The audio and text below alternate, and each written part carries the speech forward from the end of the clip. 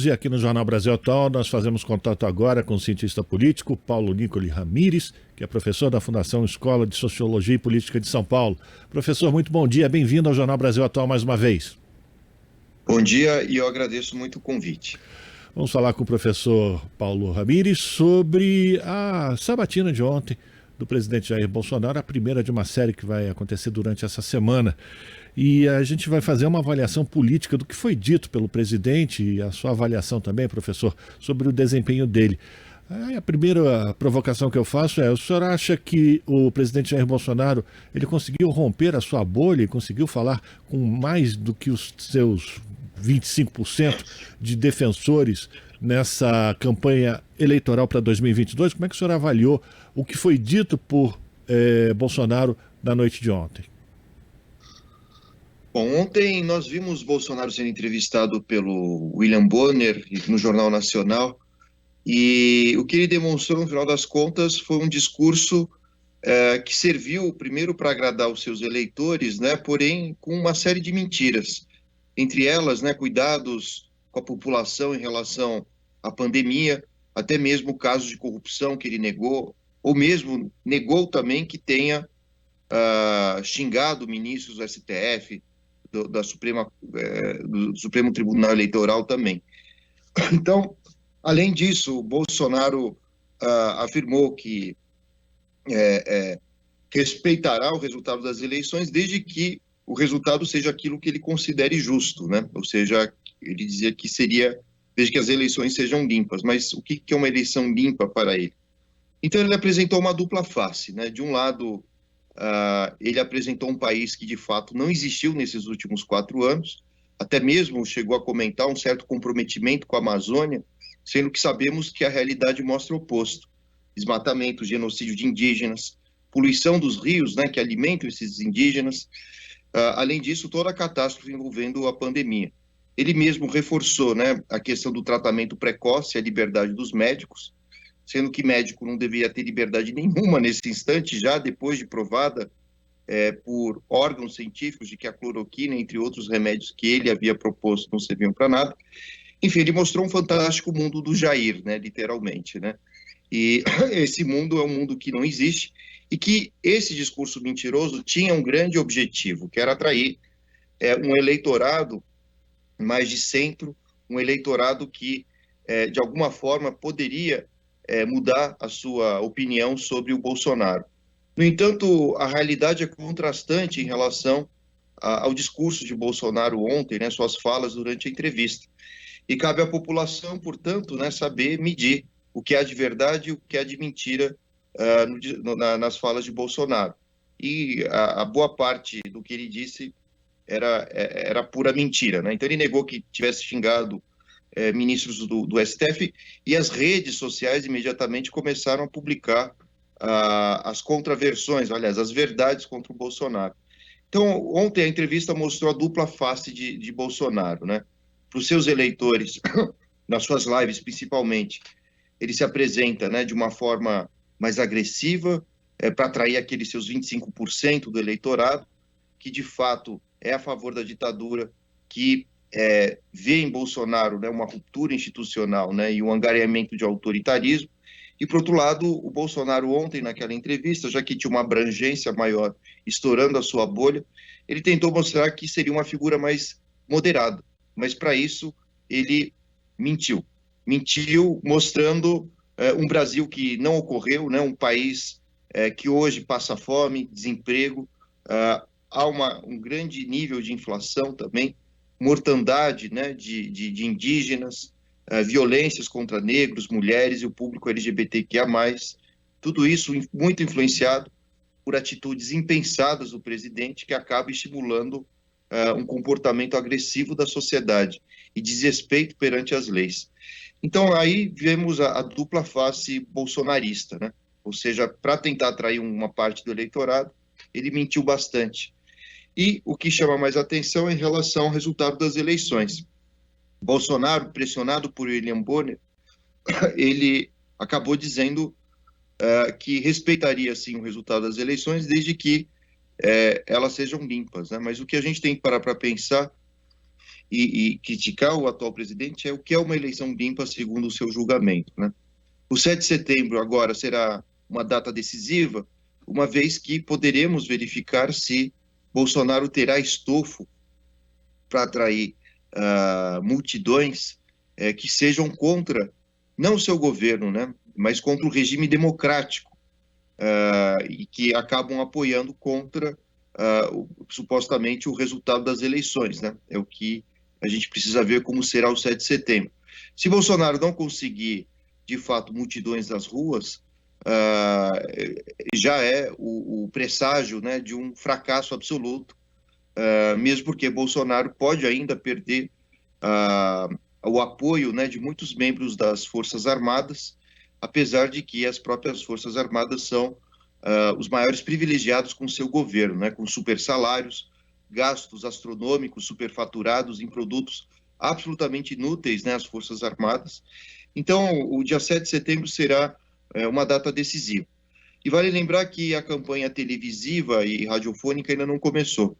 E isso significa dizer que ainda Lula mal abriu a boca nos meios de comunicação tradicionais, né? Por enquanto ele está mais direcionado, sim, nas redes sociais, né? Com bastante repercussão das suas falas, mas quando ele alcançar os níveis da TV e do rádio, pode ser que ele ainda tenha um empurrão a mais em relação à vantagem que ele pode ter em relação ao Bolsonaro vencendo no primeiro turno.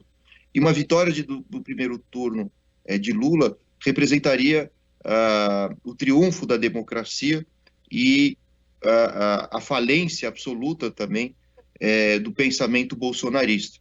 Como eu disse, está baseado em mentiras, em distorções da realidade, e Bolsonaro ontem apresentou na entrevista um governo que simplesmente não existiu, né? Negligenciou um Paulo Guedes absolutamente incompetente nas suas ações econômicas, ministérios que foram absolutamente ineficazes, ineptos, né, no combate, no caso do Ministério da Saúde, no combate à Covid, o Ministério da Educação, em que tivemos uma porção de ministros, um pior que o outro, né, um mentiu o currículo, um outro se envolveu com escândalos de corrupções, com pastores, o outro negligenciava literalmente a educação brasileira e suas características, inclusive era um estrangeiro, né, pouco conhecedor da educação brasileira e da própria educação, administrando o ministério logo no início do governo, indicação de Olavo de Carvalho. Enfim, foi um governo catastrófico e resta a Bolsonaro apenas mentir, tentando transformar essa catástrofe como se fosse num fantástico mundo que a gente sabe que apenas existe na cabeça do presidente e dos lunáticos bolsonaristas. Eu diria que quando o Bolsonaro apresenta as suas supostas façanhas do governo, nós estamos diante de um Napoleão de manicômio, literalmente, né, de hospício. E assim são aqueles que defendem as suas posições, uma vez que elas não condizem com a realidade. Bolsonaro é um governo autoritário, violento, baseado em mentiras e uma péssima administração da gestão pública do Estado. A gente está conversando com o cientista político Paulo Nicoli Ramires, fazendo uma avaliação da sabatina apresentada ontem por Jair Bolsonaro em rede nacional na TV Globo. Professor, parece que a primeira preocupação de Bolsonaro foi de criar a confusão, o caos, né? Quando ele começa logo a sua primeira tirada foi chamar o William Bonner de produtor de fake news, né? E depois, quando ele é confrontado com a contradição da sua aproximação com o Centrão, e hoje refém do Centrão no Congresso Nacional, o Bolsonaro disse para o Bonner, literalmente, você está me estimulando a ser ditador. Mais uma vez, fazendo uma ligação com a possibilidade de ser, o protagonista de um golpe contra o Estado Democrático de Direito. Mas o senhor avaliou também essas contradições do Bolsonaro no campo da política, com a sua aproximação ao Centrão? Eu diria que o estudo de Bolsonaro merece não apenas uma análise da ciência política, mas também da psicanálise. Existem vários comportamentos que ilustram o que, na verdade, há dentro da cabeça de um indivíduo, né? Então, uma das primeiras falas de Bolsonaro foi acusar William Bonner de fake news. sendo que há mais vídeos, né, há muitos vídeos que demonstram e comprovam que sim, Bolsonaro xingou ministros, né, da alta corte brasileira. E a primeira coisa que Bolsonaro faz é aquilo que o Freud chamava de projeção. O que é a projeção? É quando você culpabiliza o outro daquilo que você mesmo realiza.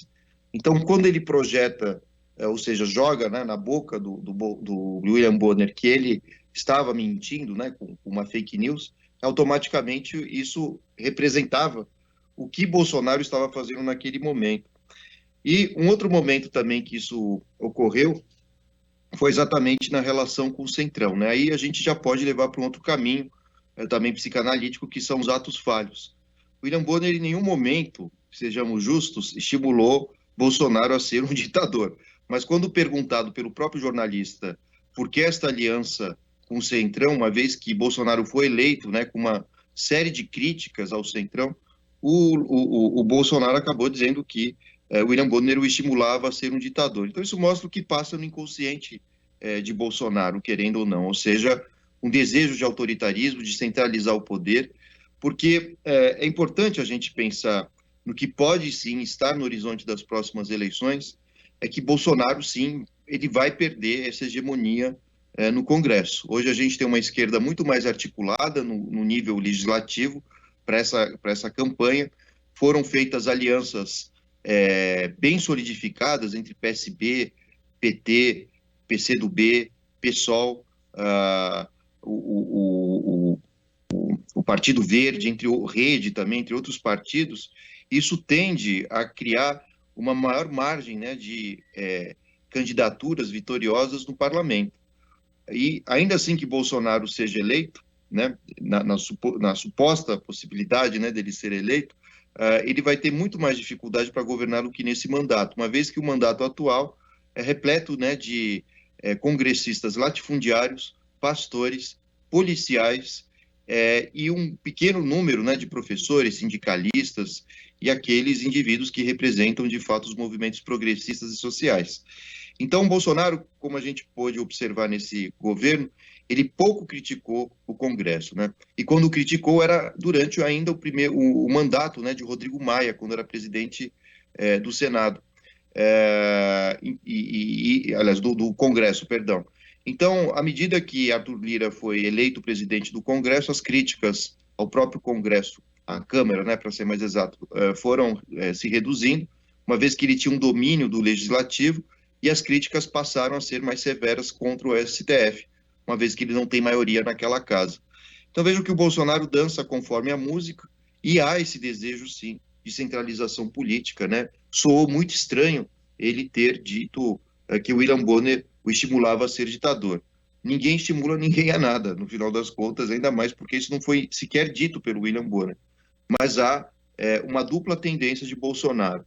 Ou manter o seu governo com o Centrão, e isso representa, sim, a possibilidade de abrir os caixas do governo em nome de troca de favores, de cargos, ou até mesmo verbas secretas, e que são tão graves quanto a inexistente pedalada fiscal realizada, ou supostamente realizada pela Dilma, né? Então, vejam como o Congresso está dominado pelos bolsonaristas. E, de outro lado, o Bolsonaro apresenta a sua outra face, que é uma face mais autoritária, ditatorial, e vejam que há uma tendência muito grande, caso Bolsonaro perca as eleições, dele tentar seguir os mesmos passos do Trump nos Estados Unidos. Não aceitar o resultado.